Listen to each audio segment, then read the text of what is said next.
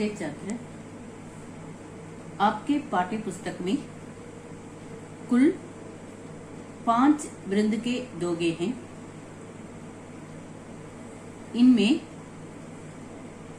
पिछले वर्ग में हमने 2 दोगे पढ़े, बाकी 3 दोगे को अब हम पढ़ेंगे।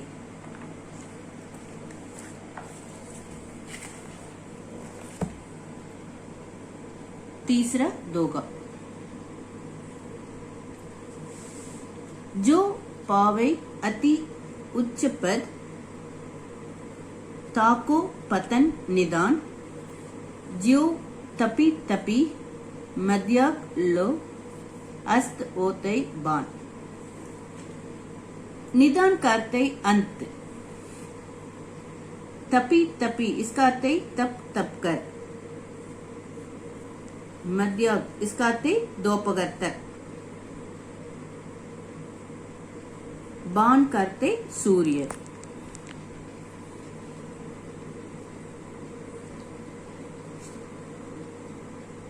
इस दोगे में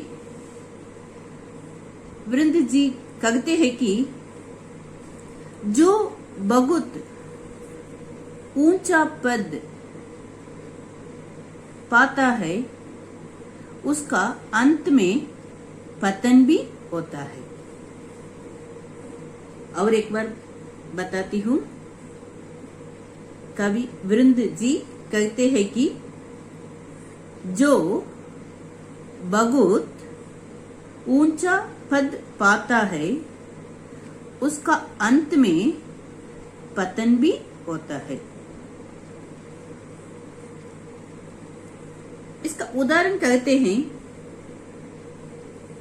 जैसे सूर्य दोपहर तक ऊपर उठता हुआ तपता रहता है, लेकिन अंत में अस्त भी हो जाता है।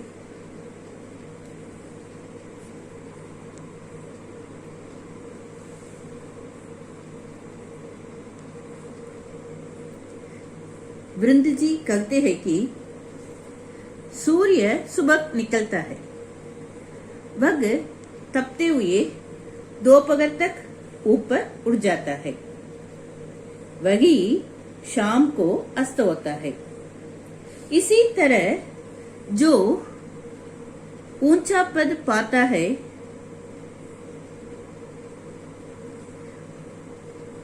और एक बार बताती हूँ, जो बहुत ऊंचा पद पाता है उसका अंत में पतन भी होता है। यही इस दोगे का अर्थ है।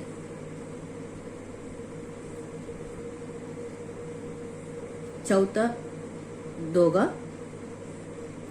कारज धीरे होत है, काहे ओत अधीर, समय पाय तरुवर फरई, केतिक सींचो नीर। कारज करते कार्य, अधीर करते धैर्य रहित बेचैन, फरई करते फल देता है, खेती करते कितना भी।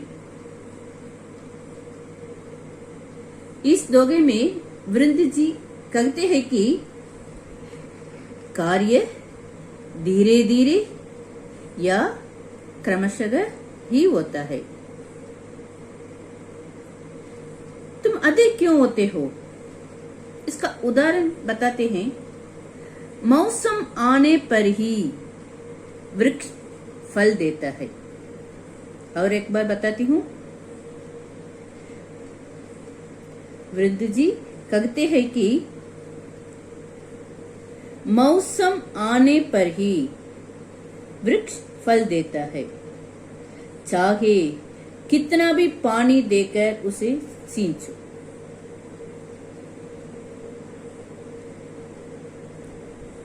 पेड़ धीरे धीरे बड़ा होता है, कितना भी पानी क्यों न दो, पेड़ उचित समय के और उचित ऋतु के आने पर ही फल देता है। इसी तरह कोई भी काम हो धीरे धीरे ही होता है। कार्य धीरे होते हैं। इसका अर्थ है कोई भी काम हो धीरे धीरे ही होता है।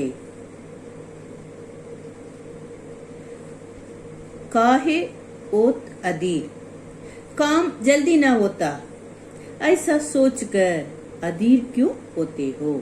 अधीर का अर्थ है धैर्य रहित, बेचैन क्यों होते हो। तुम्हारे अधीर होने से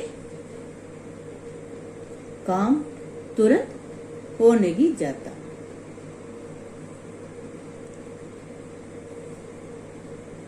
और एक बार इस धोखे का भावार्थ बताती हूँ। कार्य धीरे धीरे या क्रमशः ही होता है। अधीर क्यों होते हो। अधीर का अर्थ धैर्य रहित, बेचैन क्यों होते हो। इसका उदाहरण यह है कि मौसम आने पर ही वृक्ष फल देता है। चाहे कितना भी पानी देकर उसे सींचो।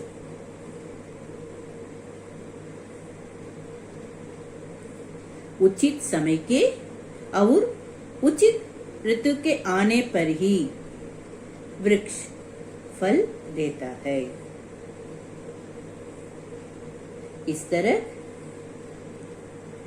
इसी तरह कोई भी काम वो धीरे धीरे ही होता है।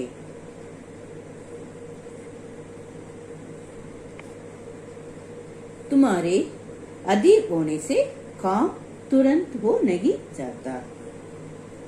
यही इस दोगा का भावार्थ। पांचवा दोगा देखेंगे। करत करत अभ्यास ते जटमती होत सुजान, रसरी आवत जात ते सिल पर परत निशान। जटमती का अर्थ मंद बुद्धि, सुजान का अर्थ चतुर, रसरी का अर्थ रस्सी, सिल का अर्थ शिला, निशान का अर्थ चिन्ह।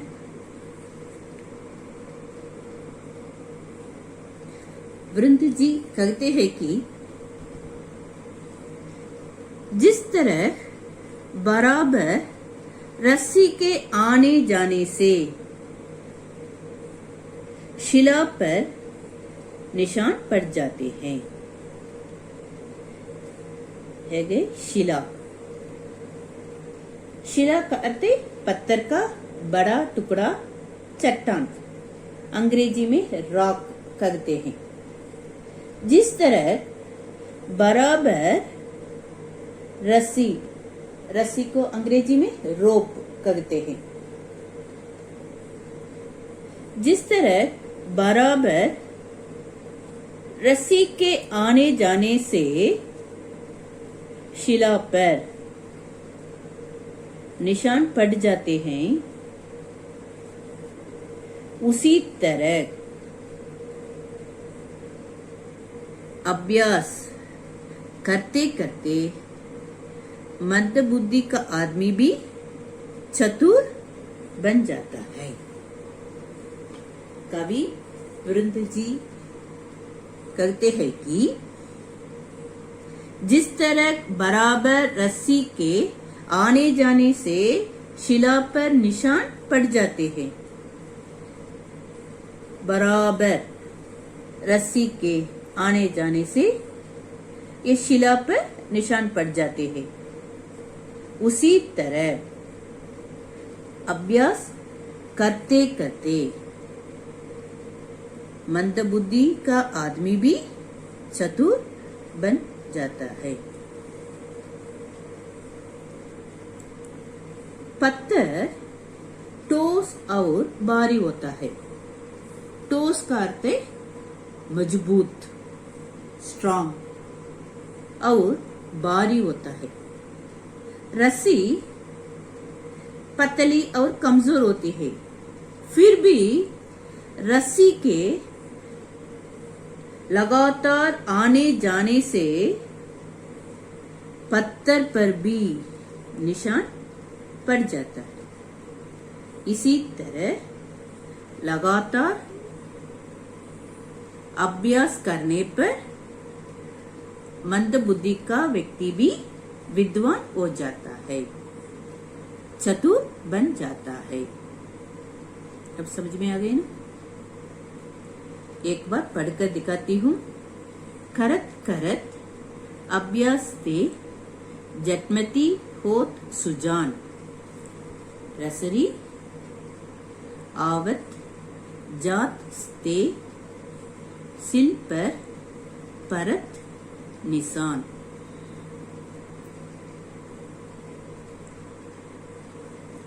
करत करत अभ्यास ते जटमती होत सुजान, अभ्यास करते करते मंद बुद्धि का आदमी भी चतुर बन जाता है। इसका उदाहरण है,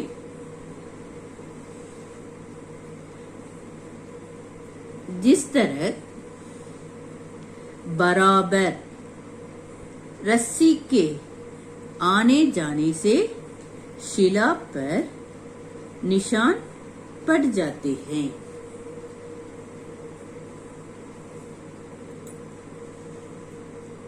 जिस तरह बराबर रस्सी के आने जाने से शिला पर निशान पड़ जाते हैं, उसी तरह अभ्यास करते करते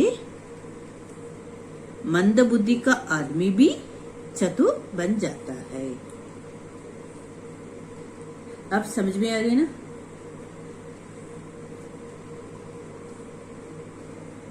अब तक 3 दोगे पढ़े हैं ना?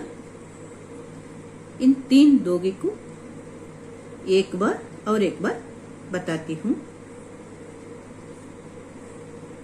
जो पावे अति उच्च पद, ताको पतन निदान, ज्यो तपी तपी मध्य लो अस्त ओत है बान।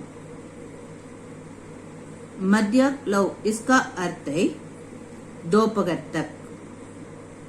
इस दोगे का अर्थ है जो बहुत ऊंचा पद पाता है उसका अंत में पतन भी होता ही है। जैसे सूर्य दोपहर तक ऊपर उठता हुआ तपता रखता है, लेकिन अंत में अस्त भी हो जाता है। कारज धीरे ओत हैं, काहे ओत अधीर, समय पाय तरुवर फरे, खेतिक सींचो नीर। इस दोगे का अर्थ है कार्य धीरे धीरे या क्रमशः ही होता है। अधिक क्यों होते हो? मौसम आने पर ही वृक्ष फल देता है, चाहे कितना भी पानी देकर उसे सींचो।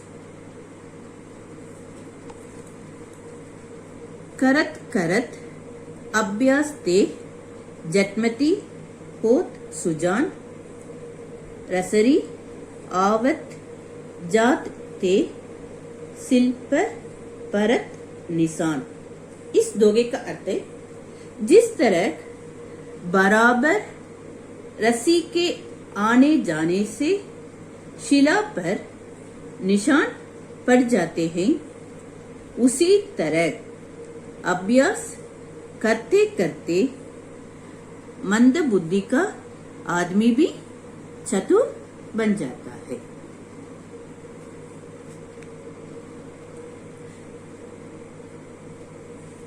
गृह कार्य। अब तक 3 दोगे पढ़े हैं ना?